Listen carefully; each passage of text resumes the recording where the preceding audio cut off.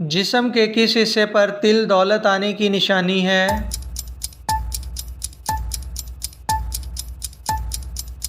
जवाब है सीने पर। अगला सवाल, नमाज में सुस्ती करने वाले किस तरह हैं?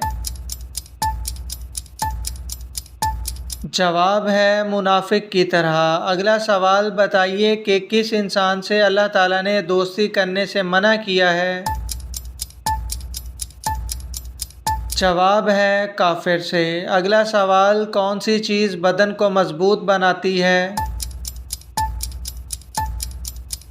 जवाब है गुस्ल करना। अगला सवाल, खाना खाने के बाद हाथ ना धोने से क्या होता है? जवाब है शैतान उंगलियां चाटता है। अगला सवाल, कब्रिस्तान में किसका जाना मना है? जवाब है औरत का।